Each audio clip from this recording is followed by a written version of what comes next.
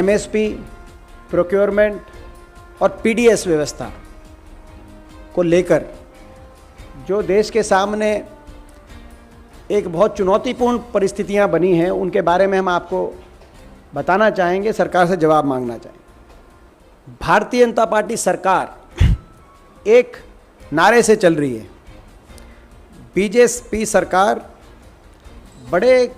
चंद बड़े औद्योगिक घरानों का पोषण और किसान मजदूर का शोषण, ये इनका ध्येय बन गया है। कुछ बड़े औद्योगिक घरानों का पोषण और किसान मजदूर का शोषण। एमएसपी व्यवस्था और पीडीएस प्रणाली में जो आज ये चुनौतीपूर्ण परिस्थिति बनी है, ये इसी इनका जो ध्येय है उसका नतीजा है। मैं शुरुआत करूंगा किसान से। बहुत बड़ा धोखा किसान के साथ इस सरकार ने किया है। संयुक्त किसान मोर्चा के साथ चाहे समझौते की बात हो, चाहे किसान की आमदनी दुगना करने की 2022 में, यानी कि इसी वर्ष किसान की आमदनी दुगनी होनी चाहिए थी, और संयुक्त किसान मोर्चा के साथ जो समझौता हुआ था उसके अंतर्गत एमएसपी पे कमेटी बननी चाहिए थी। अभी तक अजय कुमार मिश्र टेनी, उनको मंत्रिमंडल से हटाया जाना चाहिए था, उन पर कानूनी कार्रवाई होनी चाहिए थी।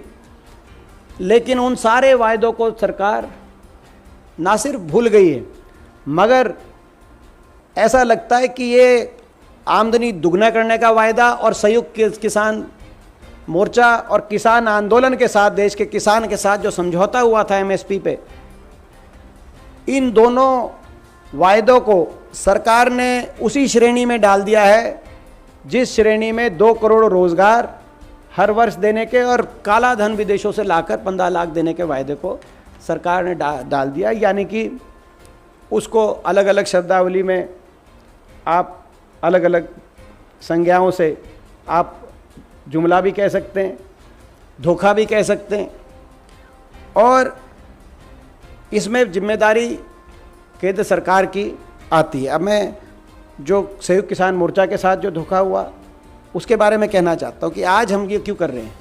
आज आपने देखा होगा कि आज नीति आयोग के जो चेयरपर्सन है उनकी एक स्टेटमेंट आई है। उन्होंने कहा है कि he calls for a rethink on procurement based MSP regime. पहले भी इन्होंने ये कहा था कि legalising MSP spells doom for market implies take over of trade by government.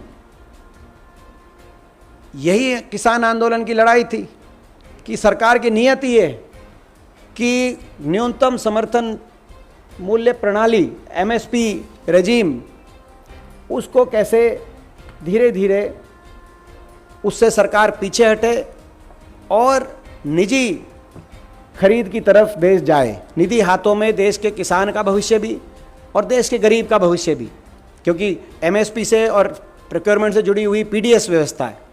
आज ये जो स्टेटमेंट आई है rethink procurement based MSP regime, इसका क्या अर्थ है? इसके कई अर्थ हैं। इसका अर्थ है कि जो एमएसपी पे कमेटी बननी थी, जिसका संयुक्त किसान मोर्चा इंतजार कर रहा है कमेटी का, और वो भी मैं जानकारी के लिए ला दूं आपके लिए। संयुक्त किसान मोर्चा के लोगों से हमारी बातचीत हुई 28 मार्च को इस साल। उनको टेलीफोन आया सरकार की तरफ से कि आप 2-3 नाम दे दो। आज हम ये भी खुलासा करना चाहते हैं।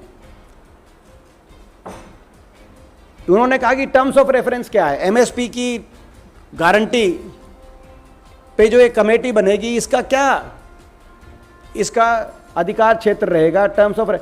कोई जवाब नहीं आया। मौखिक रूप से टेलीफोन पे उनके नाम मांगे गए थे, लिखित रूप में नाम नहीं मांगे गए। कितना बड़ा धोखा देश के किसान आंदोलन के साथ किया गया। और आज नीति आयोग द्वारा ये जो स्टेटमेंट दी गई, इससे स्पष्ट हो जाता है कि सरकार उसी रास्ते पे चलना चाहती है जिस रास्ते की वजह से 3 कृषि कानून सरकार एमएसपी प्रणाली को तहस नहस और नष्ट करने के लिए लेके आई थी। सरकार ने किसान को धोखा तो दे दिया है, आमदनी दुगनी करने के मामले में और एमएसपी की कमेटी गठित करने के मामले में, संयुक्त किसान मोर्चा के समझौते के मामले में। मगर नीति आयोग की जो वक्तव्य है उससे लगता है कि अब जो कसर बाकी थी, नीति आयोग की जो ये स्टेटमेंट आई है, जो धोखे का, किसान के धोखे का जो घाव, विश्वासघात का घाव कमर पे होता है, पीठ पे होता है, किसान के से विश्वासघात करके उसकी कमर में जो घाव सरकार ने दिया है, नीति आयोग ये वक्तव्य देके उस घाव में नमक फेंकने का, मैं छिड़कने नहीं कहूँगा, नमक फेंकने का काम कर रहा है, ताकि किसान करा रहा है देश का सरकार के इस विश्वासघात से, और विश्वासघात के से भी ज़्यादा जो जिस तरीके की आज ये नीति आयोग का वक्तव्य आया है, जिससे किसान, जो सरकार की किसान, किसानी और कृषि क्षेत्र में क्या नीतियां आने जा रही हैं, उसके सरकार ने एक झलक सरकार ने दी। इससे जुड़ी हुई बात यह है कि आज आपने एक और सारे अखबारों में देखा होगा कि गेहूं को लेकर सरकार कई प्रदेशों के गेहूं के आवंटन को कट कर रही है। यह बहुत महत्वपूर्ण बता रहा हूं मैं आपको। सरकार ने कई प्रदेशों के गेहूं के आवंटन को, और यह बता रही है सरकार, जो कि सच्चा सही भी है, कि गेहूं का जो स्टॉक है सेंट्रल पूल में, जो हम गेहूं का स्टॉक रखते हैं, वो 2008 के लेवल से भी नीचे चला गया, यानी कि 15 साल से सबसे कम स्टॉक है। मैं ये तो सरकार जो बता रही है, जो सार्वजनिक जानकारी है वो है। मैं एक और चीज़ बता रहा हूं आपको, गेहूं का जो स्टॉक है वो 15 साल में सबसे कम है, लेकिन अगर आबादी के अनुपात में देखेंगे, ये तो रियल स्टॉक है, आबादी जितनी बढ़ रही है और कितनी आबादी में कितने गेहूं की पर कैपिटा अवेलेबिलिटी है देश में, ये 50 साल का सबसे लोएस्ट स्टॉक में पहुंच गया है। जब आपको याद होगा 60 के 70 के दशक में हमें इंपोर्ट करनी पड़ी थी गेहूं के, बड़ी तादाद में इंपोर्ट करने, उस लेवल के आसपास प्रति अगर हम व्यक्ति गेहूं के स्टॉक को देखेंगे, आबादी के अनुपात में देखेंगे, उस स्तर पे पहुंच गया है। उसके कई कारण बताए जा रहे हैं। उसके कारण ये बताए जा रहे हैं कि जितनी प्रोक्योरमेंट होनी चाहिए थी वो प्रोक्योरमेंट इस साल नहीं हुई। उसका सरकार मौसम पे उसका दोषारोपण कर रही है कि मौसम के अनुसार प्रोडक्शन हमारा कम हुआ। सही बात है, जो मौसम की वजह से आज किसान को एक चोट पहुंची और हमारा गेहूं का उत्पादन वो नहीं रहा जो उम्मीद थी, जितना जो लक्ष्य रखा गया था। लेकिन इसका जो इसके अलावा जो मुख्य इसका कारण रहा, वो मैं आपकी जानकारी में लाना चाहता हूं, वो है एक्सपोर्ट की पॉलिसी। जैसे मैंने कहा कि कुछ बड़े औद्योगिक घरानों को फायदा पहुंचाने के लिए किसान को भी और गरीब आदमी को भी, दोनों को चोट कैसे पहुंचाई है, दोनों को चोट उतार दी। लगभग 10 मिलियन टन से ज्यादा एक्सपोर्ट हुआ गेहूं। क्यों हुआ? क्योंकि यूक्रेन युद्ध की वजह से, इस सीजन की बता रहा हूं मैं, इस सीजन में यूक्रेन युद्ध की वजह से अंतर्राष्ट्रीय बाजार में गेहूं की कीमत लगभग 3,500 क्विंटल तक पहुंची। हमारी एमएसपी लगभग 2,000 क्विंटल पे थी। इसका फायदा किसने उठाया? ट्रेडर्स ने। उन्होंने किसान से लिया, स्टॉक किया और 10 मिलियन टन से ज्यादा गेहूं देश से बाहर चला गया। उसके बाद सरकार ने कहा कि अब बंद करो, एक्सपोर्ट बंद किया आनन फानन में, बिना सोचे समझे। पहले हमारी मांग थी कि आप बोनस दो, 400 रुपए क्विंटल कम से कम, ताकि गेहूं की प्रोक्योरमेंट तो हो और किसान के जेब में पैसा जाए। प्राइवेट ट्रेडर या एक्सपोर्टर के पास नहीं। बड़ी 3 कंपनियां हैं, मैं उनके नाम अभी ले दूंगा, आपको पता है कौन कौन सी बड़ी कंपनी एग्रो ट्रेड्स में है। उनकी जेब में पैसा ना जाए, किसान के पास पैसा जाए, बोनस दो ताकि आपकी प्रोक्योरमेंट हो सके। लेकिन सरकार ने बोनस नहीं दिया। कारण क्या? इसका क्या नतीजा रहा? सरकार का टारगेट था प्रोक्योरमेंट का 50 मिलियन टन से ज़्यादा। और कितनी प्रोक्योरमेंट हुई? 18 मिलियन टन। 56% प्रोक्योरमेंट कम हुई इस साल। मगर कुछ तो, जैसे मैंने कहा कि हमारा प्रोडक्शन थोड़ा कम था मौसम की वजह से, मगर मुख्य कारण यह था कि एक्सपोर्ट होके बाहर चला गया। अब एक्सपोर्ट होके बाहर चला गया तो उसके बाद सरकार क्या कह रही है? सरकार कह रही है कि हर प्रदेश, जिस प्रदेश के अंदर फूड ग्रेन पीडीएस की सप्लाई, यानी कि राशन डिपो की, राशन की डिपो के माध्यम से सप्लाई होती गरीब आदमी को, एनएफएसए और पीएमजीकेवाई जो हमारी योजनाएं हैं जिनको आप जानते हो, जिसका बड़ा ढिंडोरा भी पीटा कोरोना के टाइम में सरकार ने, उनमें जहां 60-40 का रेशियो था कि 60% गेहूं और 40% पैडी, वहां सरकार ने इस साल अब कह रहे कि बदल देंगे, हम करेंगे 40% गेहूं और 60% पैडी। कंज्यूमर की ईटिंग हैबिट्स रहती हैं उन प्रदेशों के अंदर। गेहूं, आज गेहूं को लेके लाले पड़ गए देश में, सरकार को अपनी रेशो बदलनी पड़ रही है। और जहां पे 75% गेहूं भेजा जाता था पीडीएस में राशन डिपो पे और 25% चावल भेजा जाता था, वहां पे रेशो बदल दी 60-40। और इसमें बहुत सारे प्रदेश, 10 प्रदेश मुख्य तो, जहां पे गेहूं का आवंटन का भारी कटौती सरकार ने करनी पड़ी, क्योंकि मैंने जैसे कहा कि इतना कम बफर स्टॉक हो गया देश में गेहूं का, जो अगर क्वांटिटी के टर्म्स में लें तो 15 साल में और प्रति व्यक्ति आबादी के हिसाब से लें तो 50 साल में इतना कम गेहूं का खाद्यान्न का भंडारा नहीं हुआ। गेहूं का भंडारा देश के सामने ऐसी स्थिति पैदा हो गई। और उसमें 10 प्रदेशों में कटौती की जो स्टेटमेंट आई है, बिहार, झारखंड, उड़ीसा, पश्चिम बंगाल, दिल्ली, उत्तर प्रदेश, गुजरात, महाराष्ट्र, मध्य प्रदेश और तमिलनाडु, यहाँ ये प्रभावित प्रदेश हैं मुख्य तो, जहाँ पे गेहूं की जितनी आवंटन थी सरकार ने कहा कि आवंटन नहीं करेंगे। इसमें कल भाजपा के शासित प्रदेश उन्होंने मांग करी है, कल की स्टेटमेंट है उत्तर प्रदेश, गुजरात की, कि हमें और गेहूं चाहिए। और मध्य प्रदेश ने भी, इनने परसों चिट्ठी लिखी, शिवराज सिंह चौहान जी ने भी, कि पूरा कोटा दो गेहूं का मध्य प्रदेश को। यूपी वाले कह रहे हैं हमें भी गेहूं का पूरा कोटा दो, जो पिछले साल दिया था उतना दो, उतना नहीं तो 10 साल पहले जितना दिया था उतना तो दो। वो जो कहावत है कि न्याय दो तो पूरा दो, नहीं पूरा नहीं तो आधा दो। गेहूं नहीं मिल रहा। योगी जी, शिवराज जी और गुजरात, 3 प्रदेश गेहूं के लिए लिख रहे हैं, इनके खुद के प्रदेश के मुख्यमंत्री लिख रहे हैं। और मैंने जैसे कहा 10 प्रदेशों में गेहूं की कटौती कर दी और पैडी पहुंचाएंगे। और पीयूष गोयल जी की स्टेटमेंट आई कल, सारे मिनिस्टर से जब बात कर रहे थे, आपने देखा हो कल के अखबार में, कि कह रहे हैं कि he is urging to sow more paddy, कि सारे प्रदेशों कह रहे हैं कि और पैडी की सोइंग कराइए। मैं सरकार से पूछना चाहता हूं, पिछले 20-30 वर्षों से के बाद प्रदेश, पिछले 20-30 साल से सरकार की ये नीति रही है इन प्रदेशों के भी और देश की भी, कि पैडी की सोइंग कम की जाए और बाकी ग्रेन्स की तरफ बढ़ा जाए।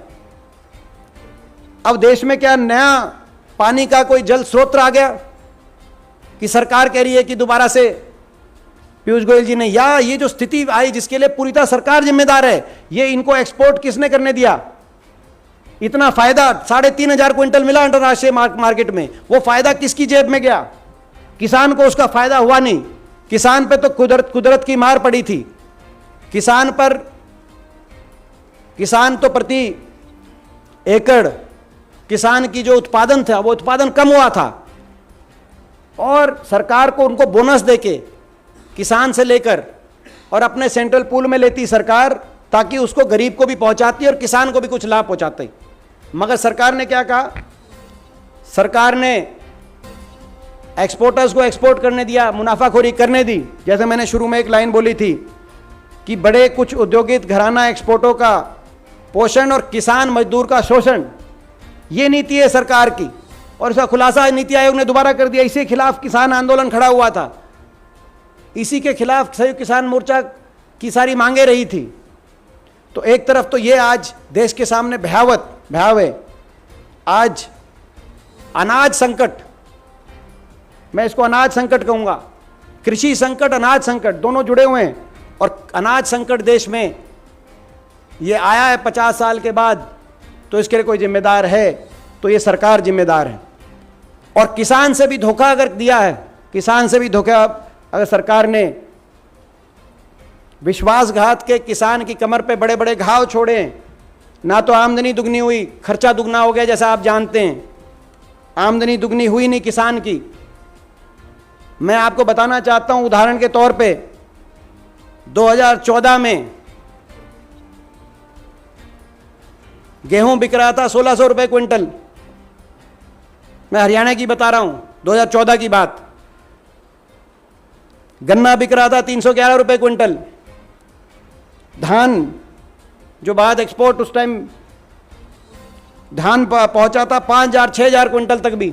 अगर आमदनी दुगनी होती तो इनका भाव दुगना होना चाहिए था, 311 का 622 होना चाहिए था। गेहूं का 1600 से बढ़कर 3200 होना चाहिए था, तभी आमदनी दुगनी होगी। बात से को आमदनी दुगनी होगी नहीं। 22 तक वायदा था कि 22 तक आमदनी दुगनी करेंगे। अब भाव तो बढ़ा नहीं, गेहूं 2000 क्विंटल में मुश्किल से पहुंचा। जैसे मैंने आपको बताया, मौका था इस बार, बाहर प्राइस था अंतरराष्ट्रीय बाजार में, तो भाव तो बढ़ा नहीं, मगर क्या बढ़ गया? खर्चा बढ़ गया। डीजल लगभग दुगना हो गया, फर्टिलाइजर लगभग दुगना हो गया, किसान का खर्चा बढ़ गया, किसान का भाव बढ़ा नहीं, किसान का कर्जा बढ़ गया। और ऐसी परिस्थिति में ये जुमला साबित हो गया आमदनी दुगने करने वाला वायदा। और इसीलिए आपने देखा होगा, अब ये इस वायदे की बात करना ही छोड़ गए। कोई इनका नेता का कोई स्टेटमेंट दिखा दो, भाजपा के किसी नेता की स्टेटमेंट, जिन्होंने आमदनी दुगना, किसान की आमदनी दुगने की स्टेटमेंट 22 में दी हो। 21 तक देते थे, 22 तक ये भूल गए। एक धोखा वो, दूसरा धोखा एमएसपी पे जो समझौता हुआ संयुक्त किसान मोर्चा के साथ कि एमएसपी को कानूनी अमली जामा पहनाया जाएगा, C2 के फॉर्मूले के आधार पर पूरी एमएसपी दी जाएगी। अजय कुमार मिस्टेनी जैसे मंत्रियों को मंत्रिमंडल से बाहर का रास्ता दिखा के बर्खास्त किया जाएगा, जो समझौता हुआ था, प्रधानमंत्री जी ने स्वयं घोषणा करी थी। लेकिन वो दूसरा धोखा, इतने बड़े बड़े विश्वासघात के जख्म किसान के पीठ में देना काफ़ी नहीं थे कि उन विश्वासघात के जख्मों पे अब नमक भी छिड़का जा रहा है। और इसीलिए हम सरकार से कहना चाहते हैं, आखिरी में अपनी बात करते हुए समाप्त करूंगा, फिर आपके प्रश्न। हम सरकार से कहना चाहते हैं कि तुरंत एमएसपी की कमेटी का गठन हो, जो संयुक्त किसान मोर्चा से आपका जो समझौता था। सरकार आज के इस अनाज संकट पे एक वाइट पेपर सरकार दे, घोषित करे कि किस के पास मुनाफा पहुंचा। एक गेहूं के एक्सपोर्ट का 10 मिलियन टन से ज़्यादा गेहूं देश से बाहर क्यों जाना पड़ा। आज उन्हीं के मुख्यमंत्री कह रहे हैं कि हमारे प्रदेश में गेहूं दो। योगी जी कह रहे हैं, शिवराज जी कह रहे हैं, गुजरात के मुख्यमंत्री कह रहे हैं। 10-10 प्रदेशों का गेहूं का आपने स्टॉक जो है, गेहूं की जो क्वांटिटी जाती थी उसमें आपको कटौती करनी पड़ी। तो हम मांग करते वाइट पेपर आए, प्रोक्योरमेंट पे, पीडीएस पे, और साथ में संयुक्त किसान मोर्चा से और किसान आंदोलन से जो एमएसपी की लीगल गारंटी की जो का समझौता था, उसके अनुसार कमेटी गठित हो, एमएसपी के को लीगल अमली जाना पहनाया जाए। और जब तक ये नहीं होता, हम देश के किसान के साथ हैं। 18 जुलाई पार्लियामेंट सेशन, संसद सत्र जब से शुरू हो रहा है, संयुक्त किसान मोर्चा 18 से 31 तक पूरे देश में विश्वासघात सेमिनार कर रहा है। हमारा पूरा नैतिक समर्थन उनके विश्वासघात सेमिनार्स को भी रहेगा, किसान आंदोलन को भी रहेगा, किसान की मांगों को भी रहेगा। इसके बाद आपके कोई प्रश्न हो मैं उनका उत्तर दूंगा। धन्यवाद।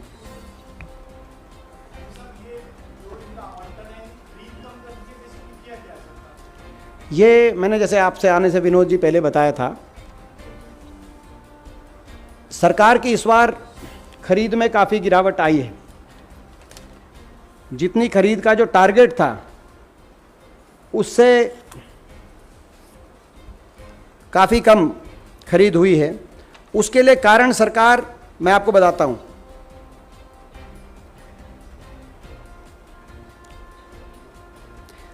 प्रोक्योरमेंट पिछले साल, मैं एक और आंकड़ा आपको देता हूं, पिछले साल 43.34 मिलियन टन खरीद हुई थी पिछले साल। इस साल जैसे मैंने कहा 50 मिलियन टन के आसपास का सरकार का टारगेट, उसके मुकाबले में केवल 18.78 मिलियन टन, 18.78 मिलियन टन खरीद हुई है इस साल। 56% खरीद देश के किसान से कम हुई है इस साल, 56%। आप इमेजिन कर सकते हैं। और यही कारण है कि जो गेहूं का जो स्टॉक है वो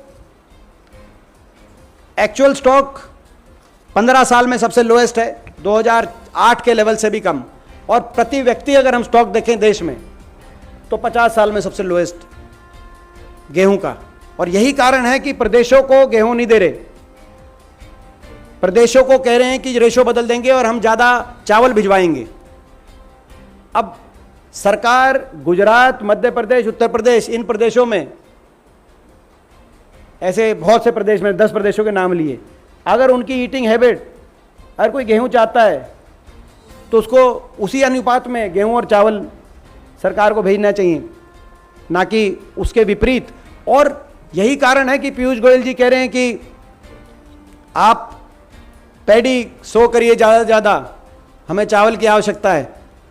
जबकि पिछले 20-30 साल से, आप तो जानते हैं विनोद जी, आप हरियाणा से हैं, नीति ये रही थी कि पैडी से डाइवर्सिफाई की जाए, क्योंकि पैडी के लिए लायक पानी नहीं है हमारे देश में कि पैडी तो इसीलिए पैडी की प्रति व्यक्ति खपत देश में कम हो रही है, NSSO का सर्वे, और गेहूं की बढ़ रही है, क्योंकि पैडी से हम डाइवर्सिफाई कर रहे हैं। मगर अब सरकार ने ऐसी स्थिति पैदा कर दी, ऐसा अनाज संकट आ गया देश के सामने कि सरकार को अब पैडी को ज़्यादा सोइंग के लिए अपनी जो 20-30 साल की एक ट्राइड एंड टेस्टेड पॉलिसी थी उसके विपरीत सरकार को जाना पड़ रहा है। तो दुर्भाग्य की परिस्थिति है। अनाज संकट के लिए जिम्मेदार पूर्णतः सरकार है, केंद्र सरकार है। और इनकी MSP और PDS, ये जो प्रणाली, ये एक दिन में प्रणाली नहीं बनी, ये प्रणाली दशकों के बाद धीरे धीरे ये प्रणाली देश में बनी। मंडी व्यवस्था देश में दशकों के बाद मंडी व्यवस्था बनी, देश के गरीब को भी फूड सिक्योरिटी मिली, देश के किसान को भी MSP का कवर मिला, जो कि ये अभी पूरी व्यवस्था नहीं है, लेकिन जैसी भी है, हमारे दोनों किसान को और गरीब को राहत मिली इस व्यवस्था से। और सरकार इस व्यवस्था को के पीछे जो पड़ी है, पूर्णतः सरकार और वो नियत जिम्मेदार है। आज जो अनाज संकट भी आया है एक तरफ, और किसान से धोखा भी हुआ है दूसरी तरफ।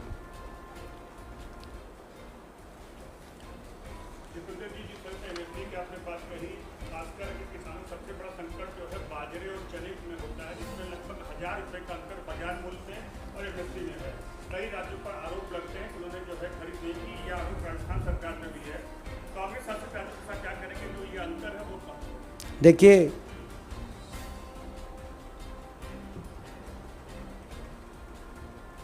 अलग अलग फसल की अलग अलग न्यूनतम समर्थन मूल्य निर्धारित होता है। और जो कानूनी अमली जाना पहनाना की मांग है किसान आंदोलन की, वो मांग क्या है? वो मांग है कि पारदर्शिता से फसलों का न्यूनतम समर्थन मूल्य निर्धारित किया जाए, और वो जो फसल हैं उन फसलों का एम्बिट बढ़ाया जाए। एम्बिट बढ़ाने का ये मतलब नहीं MSP घोषित कर दो लेकिन खरीद मत करो, उसका कोई मायने नहीं है, जैसा आप जानते। उसका मतलब ये है कि जो MSP घोषित की जाए वो कानूनी जिम्मेदारी रहे कि उस पे सरकार खरीद करें। ये आंदोलन है। ये आप समझ गए। आप आपका जो प्रश्न है उसका बड़ा सरल उत्तर है। और क्या एमएसपी होनी चाहिए, दूसरी बात ये, वो तो जो असली मांग थी वो थी जिसको इनको भुला दिया इन्होंने, क्योंकि ये एक के बाद एक जो था वो भी छीनना चाह रहे हैं। तो किसान एमएसपी छीनना चाह रहे थे तो किसान एमएसपी पे बैठ गया कि हमें एमएसपी चाहिए। किसान की असली मांग तो थी कि एमएसपी जो निर्धारित करने का फॉर्मूला है वो भी गलत है, वो फॉर्मूला बदला जाए स्वामीनाथन कमीशन के अनुसार। आप भूल गए, आपने देखा होगा, अब स्वामीनाथन कमीशन भी भूल रहे हैं कि C2 के फॉर्मूले कॉस्ट पे, जिसमें C2 में क्या होता है, जमीन की क्या कीमत है, कई सारे कुछ भूमिहीन किसान भी रहते हैं जो पट्टे पे ठेके पे खेती करते हैं, तो उनको वो कॉस्ट भी बेयर करनी पड़ती है। तो ज़मीन की कॉस्ट भी और लेबर की कॉस्ट भी, कई किसानों को जो, तो ये सारी कॉस्ट ऐड करके और फिर 50% मुनाफा देके, असली मांग तो ये थी, ये हमारी असली मांग थी। इसको लेके प्रधानमंत्री जी ने कहा था कि आते ही स्वामीनाथन लागू करेंगे, किसान की आमदनी दुगना करेंगे, वो भूल गए। अब तो ये कि जो मिल रही थी एमएसपी वो बचे, उसको लेके आंदोलन करना पड़ा हम लोग को। 1 साल तक हम आंदोलन करते थे। हमने कहा था कि नैतिक बल हमारे आंदोलन में, मैं आके आपसे जो प्रेस वार्ता करता था बारी बारी, कि ये जायज़ हक है और हमारे देश। और एक और इसमें मैं बात बताऊं जो मैंने उस दिन भी कही थी, अग्निवीर वाले दिन, हिंदुस्तान की परिस्थिति बाकी हर देश से भिन्न है। यहाँ अमेरिका का मॉडल नहीं चलेगा, यहाँ इजराइल मॉडल नहीं चलेगा जो अग्निवीर लेके आए हैं कि इजराइल में कंपलसरी 4 साल हर को जाना पड़ता है, क्योंकि वहाँ कोई जाना ही नहीं चाहता फौज में। ये देशभक्त देश है, इजराइल में कोई जो है बेरोजगारी भी नहीं, ये देशभक्त देश है। यहाँ का नौजवान देशभक्ति के लिए और अपने एक रोज़गार, पक्के रोज़गार के लिए जाना चाहता है। यहाँ 4 साल के लिए नहीं जाना चाहता, फौजी बनने जाना चाहता है। और इसीलिए वो सपना मत छीनो सरकार, हम ये कह रहे हैं। तो इजराइल मॉडल नहीं चलेगा हिंदुस्तान। ऐसे ही 3 कृषि कानून और ये जो औद्योगिक क्षेत्रों के माध्यम से सारी खरीद कराना चाहते हैं प्राइवेट सेक्टर, आपने देख लिया। अगर ये जो प्राइवेट कंपनियां, इनको देश की भलाई की परवाह होती तो क्या इतना एक्सपोर्ट कर देते 10 मिलियन टन, और हमारे देश की जो फूड सिक्योरिटी है उसको लचर में छोड़ देते। आज देश के अंदर गेहूं का स्टॉक नहीं बचा। प्राइवेट अपने प्रॉफिट से चलता है। और अमेरिका में हो सकता है कि मात्र 0.5% लोग खेती पे डिपेंडेंट हो, वहाँ हो सकता है कि 550 एकड़ का एवरेज किसान के पास इतनी जोत हो, और वहाँ इसीलिए औद्योगिक क्षेत्र, औद्योगिक सेक्टर को आप के हवाले कर दो आप खरीद, क्योंकि किसान इतना बड़ा है, उनसे बात कर सकता है। हिंदुस्तानी परिस्थिति अलग है। 50% लोग कृषि पे डिपेंडेंट हैं। इसीलिए यहाँ पे हमारे देश के अनुरूप बहुत दशकों तक, जिसमें हर सरकार का योगदान रहा हो, चाहे कोई कांग्रेस की रही हो, चाहे कोई किसी और पार्टी की भी रही हो, धीरे धीरे एमएसपी प्रणाली और पीडीएस प्रणाली, पब्लिक डिस्ट्रीब्यूशन प्रणाली, ये डेवलप हुई थी। आप इसको तहस नहस, जैसे फौज को की नींव आपने हिला दी, आप इसकी नींव आप हिलाने का बार बार प्रयास करते हैं। यही कारण है कि देश पे अनाज संकट, किसान के साथ धोखा, दोहरी मार, जो मैंने शुरू में कहा, किसान के साथ धोखा, विश्वासघात और अनाज संकट, जिससे सबसे ज़्यादा प्रभावित देश का सबसे कभी गरीब होगा, जो राशन डिपो से, जिसको आपने ढिंडोरा भी पीटा। वो ढिंडोरा आपने जब कोरोना काल में आपने ढिंडोरा पीटा कि हम इतना, यूपी में चलाई वो स्कीम, यूपी के चुनाव में बहुत बड़ा मुद्दा भी बना कि हम इतना राशन प्रणाली के माध्यम से पहुंचाते हैं हर परिवार को।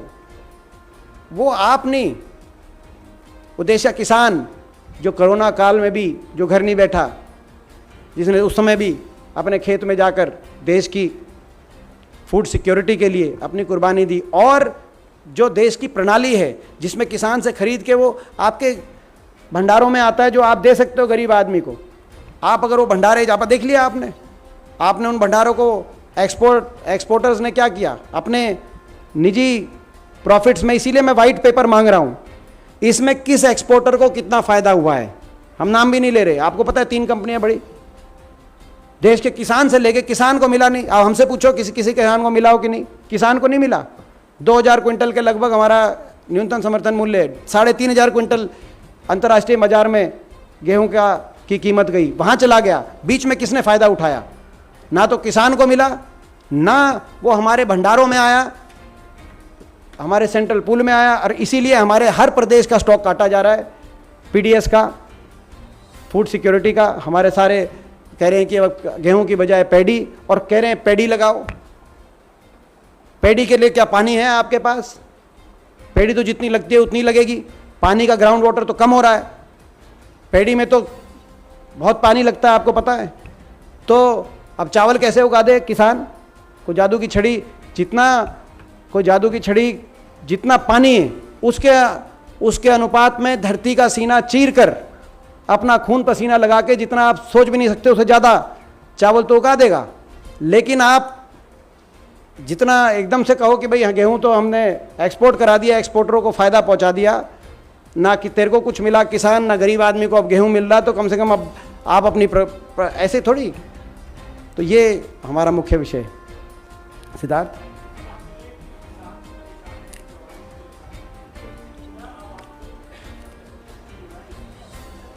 पहले लड़े थे किसान के लिए, अब लड़ेंगे जवान के लिए। पहले लड़े थे एमएसपी के लिए, अब लड़ेंगे एमएसपी और पीडीएस के लिए। पहले लड़े थे किसान के हक के लिए, अब किसान और गरीब और जवान के हक के लिए लड़ेंगे। विपक्ष हैं।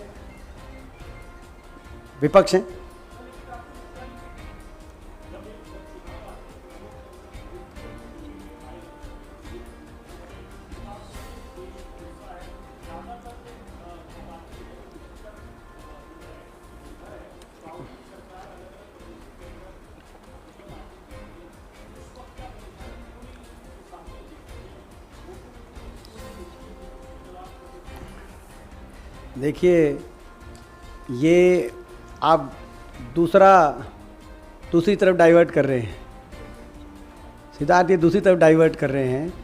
ये तो जो है, जो हमारी जिम्मेदारी दोहरी है। एक जिम्मेदार विपक्ष के नाते और एक ऐसे राजनीतिक दल के सदस्य के नाते, जिस राजनीतिक दल ने देश के लिए अपना जिसका योगदान रहा है, कुर्बानियाँ दी हैं।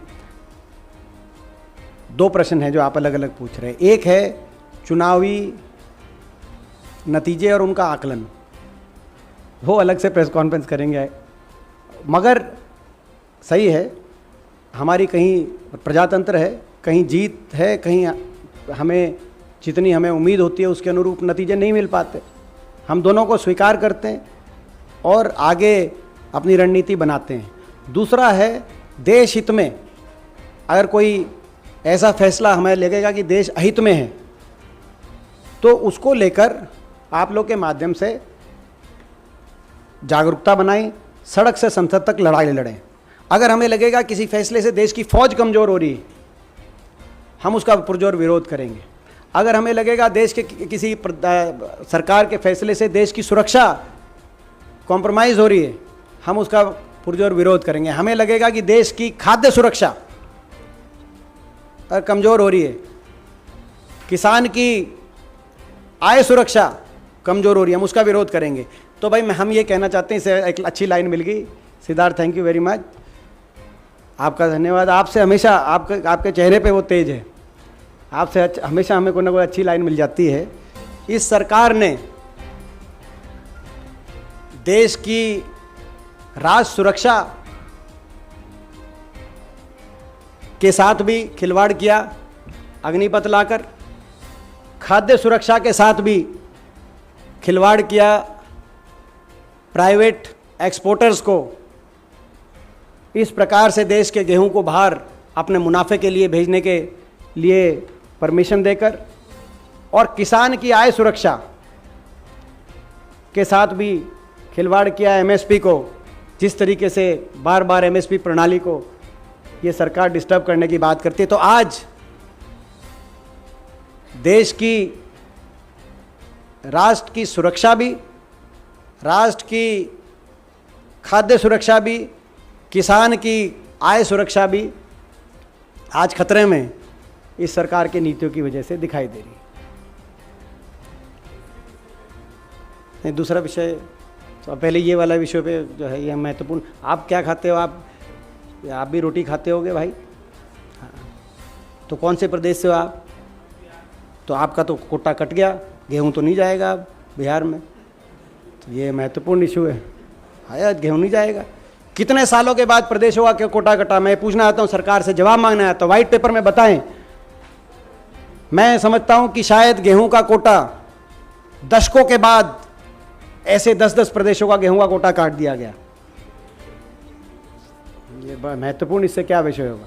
और किसान का केवल आप किसान को वंचित रखने के लिए केवल प्राइवेट उद्योगपति जो एग्रो ट्रेड के अंदर फायदा लेना चाहते हैं, मुनाफा जिनकी वजह से 3 कानून लेके आए थे कृषि कानून, उनके हित को साधने के लिए किसान को भी आप नहीं देना चाह रहे और गरीब के पास भी। मैं सरकार को चुनौती देता हूं कि जो प्राइवेट कंपनियों को जिन्होंने सरकार ने फायदा पहुंचाया, यही वही कंपनियां हैं जो 3 कृषि कानूनों के माध्यम से प्राइवेट प्रोक्योरमेंट करना चाहती हैं। सरकार इनसे दिला दे पीडीएस में, सरकार जो 10 मिलियन टन बाहर चले गए, सरकार इनसे दिला दे पीडीएस के अंदर, दिला दे गरीब आदमी को।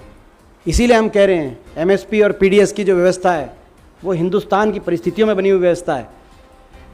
उस व्यवस्था को ऐसे सरकार तहस नहस सरकार को नाक नहीं करने देंगे, जैसे राष्ट्र सुरक्षा को और फौज को कमज़ोर हम नहीं होने देंगे।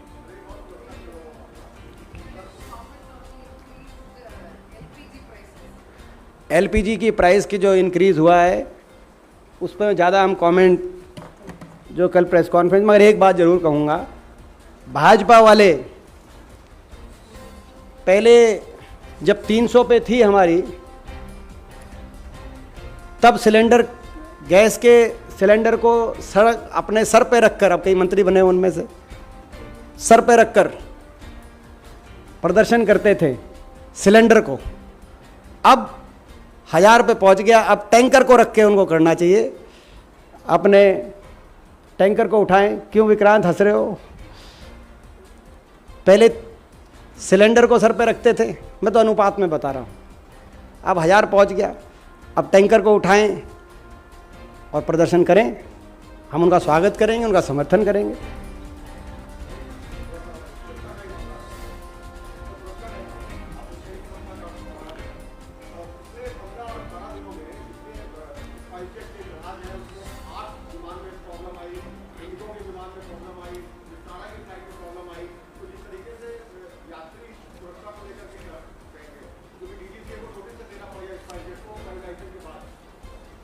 देखिए, हम तो कह ही रहे हैं राष्ट्र सुरक्षा, खाद्य सुरक्षा, किसान की आय सुरक्षा, नौजवान की रोजगार सुरक्षा और अब तो एयरलाइन में यात्रियों की सुरक्षा।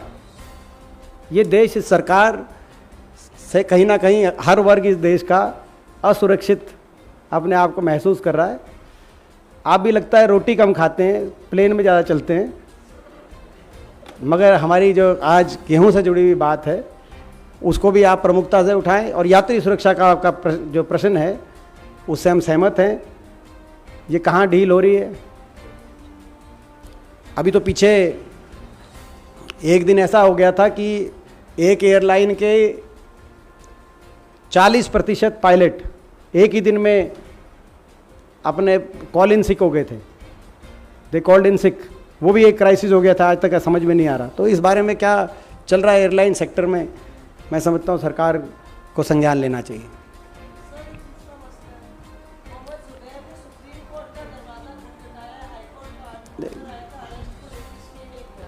देखिए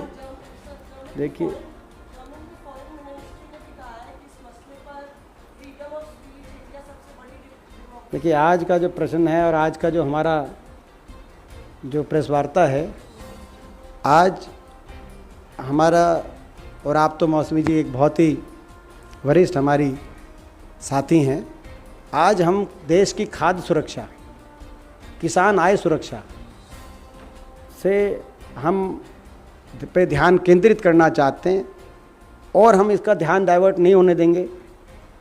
ये हमारा आज साथ में हम इस संकल्प के साथ उठते हैं कि सरकार ध्यान डाइवर्ट करना चाहती है। किसके घर में अगर रोटी नहीं आ रही, आप तो नहीं है सरकार में, हम मानते हैं आप तो उसमें नहीं थे, लेकिन सरकार का ये रहता है। हमारा आज की जो पहले तो देश की सिक्योरिटी सुरक्षा के साथ अग्निपथ फौज को कमज़ोर करके युवा के भविष्य के सुरक्षा के साथ खिलवाड़ कर दिया। अब आपके सामने तथ्य सामने कि अब खाद्य सुरक्षा, किसान की आय सुरक्षा, नौजवान के भविष्य की सुरक्षा पे जो संकट पैदा हुआ है, तो ये हमारा आज का प्रेस वार्ता का मुख्य विषय। और कोई प्रश्न? अजय ने पूछा नहीं। हाँ,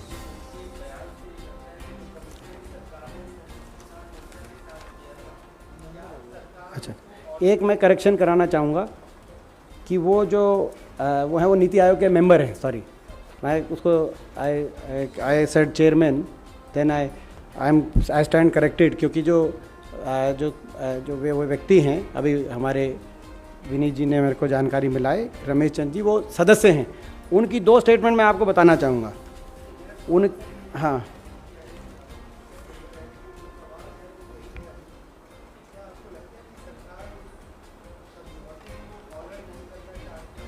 स्पष्ट है उससे, वही मैंने कहा कि धोखा 2 तरह हुआ है, विश्वासघात 2 तरफ से हुआ है।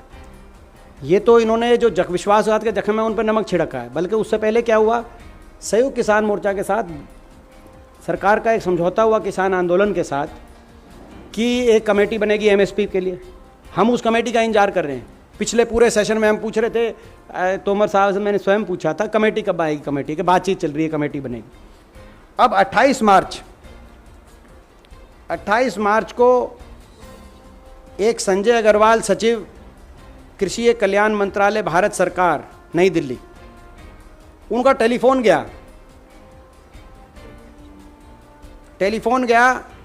संयुक्त किसान मोर्चा के पास, और उसमें कहा कि मौखिक रूप से कि आप 2-3 नाम दे दीजिए। इन्होंने पूछा, किसान मोर्चा ने, कि इस कमेटी का टर्म्स ऑफ रेफरेंस क्या रहेगा, इस कमेटी में संयुक्त किसान मोर्चा के अलावा किन संगठनों, व्यक्ति, पदाधिकारी को शामिल कराया जाएगा, कमेटी के अध्यक्ष कौन होंगे, इसकी कार्यप्रणाली क्या होगी। 5 प्रश्न पूछे उन्होंने। मैंने आज उनसे बात करी, कमेटी को अपनी रिपोर्ट देने के लिए कितना समय मिलेगा, क्या कमेटी की सिफारिश सरकार मानेगी। सिंपल बात है, मानेगी कि नहीं मानेगी, कब तक रिपोर्ट देगी, ये 20 साल की कमेटी है, 30 साल की है, 10 साल की, 5 साल की है, 1 साल की, ये पूछना अधिकार है। मगर इन 5 प्रश्नों को जो उन्होंने पूछा, मौखिक की पूछा था और मौखिक ही उन्होंने पूछा, अभी तक सरकार ने कोई जवाब ही नहीं दिया। तो स्पष्ट रूप से बात है कि उस विश्वासघात तो सरकार करने का मन बना चुकी है, ना तो कमेटी बनाने में इतना समय, पहली बात। दूसरी बात, ये जो मैंने आज का जो ट्रिगर है, जो मैंने आपको बोला कि ये जो रमेश जी हैं, मैं व्यक्तिगत नाम किसी का नहीं लेना चाहता, नीति आयोग कहें हम, नीति आयोग ने ये स्टेटमेंट दी थी नवंबर में, 29 नवंबर, कि legalising MSP spells doom for market. कोई नीति आयोग में ये नहीं कह रहा कि what spells doom for farmer and the poor market.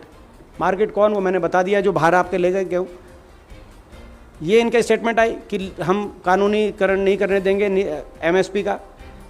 और इनकी कल स्टेटमेंट आई सेम, इन्हीं नीति आयोग की ही कल स्टेटमेंट आई, इसी से, इस विषय से जुड़े हुए ये मेंबर हैं।